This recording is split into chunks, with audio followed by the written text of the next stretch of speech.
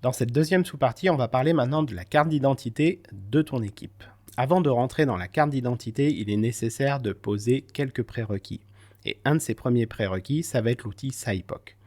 Alors, l'outil SciPoc, l'idée, ça va être de prendre une feuille A4 par processus pour pouvoir renseigner plusieurs éléments.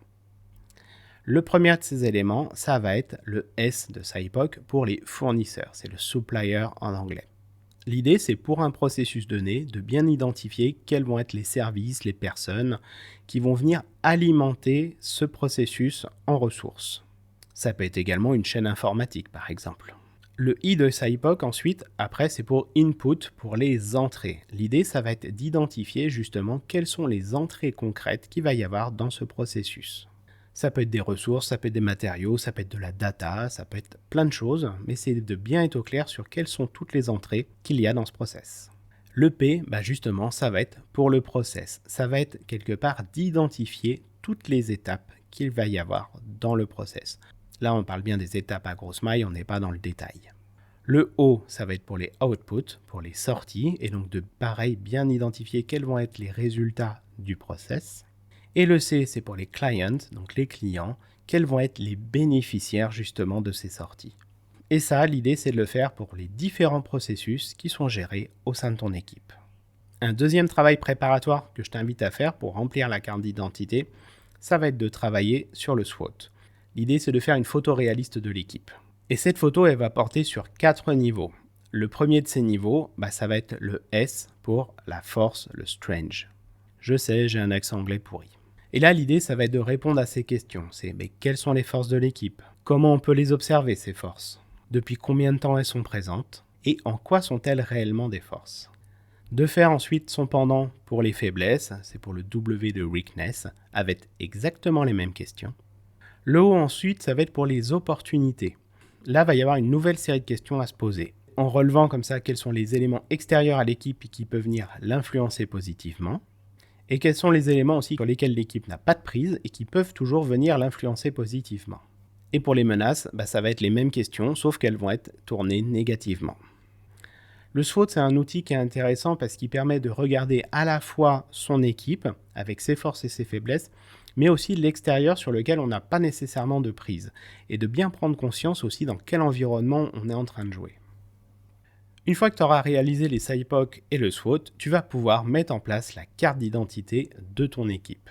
La carte d'identité, l'idée, ça va être de regrouper dans un dossier qui sera bien mis à jour différents éléments. Tu vas avoir dedans la mission de l'équipe, les différents SciPoc et les indicateurs clés que tu utilises dans ton quotidien. À quoi ça va te servir tous ces éléments? Eh bien, ça va servir à communiquer avec la hiérarchie, avec les autres services, avec les autres équipes, et par exemple, lorsqu'il va y avoir des projets qui seront menés qui vont concerner ton équipe. Cette base d'informations, ça va être pour toi une mine d'or. Là, tu peux te dire, mais tiens, pourquoi Laurent il m'a demandé de bosser sur le SWOT alors qu'on ne le met pas dans la carte d'identité? Tout simplement parce qu'on ne le met pas dans la carte d'identité pour la face recto. Mais dans la face verso, on va la mettre. La face verso, ça va toujours être des éléments que tu vas venir de mettre dans ce dossier qui va être partagé avec le reste de l'équipe, mais qui va contenir certaines informations qui ne doivent pas sortir de ton équipe. En particulier, il va y avoir plusieurs éléments comme la vision de ton équipe, les valeurs de ton équipe, le SWOT, toutes les notices personnelles, tous les processus modélisés, et là je fais le lien avec les revues de process, je t'avais dit que c'est quelque chose qui vaudrait de l'or, c'est tout simplement parce qu'ils vont être ici et ça permettra à chacun de pouvoir les consulter, d'avoir également tous les modes opératoires simplifiés, et le PAC, le plan d'amélioration continue.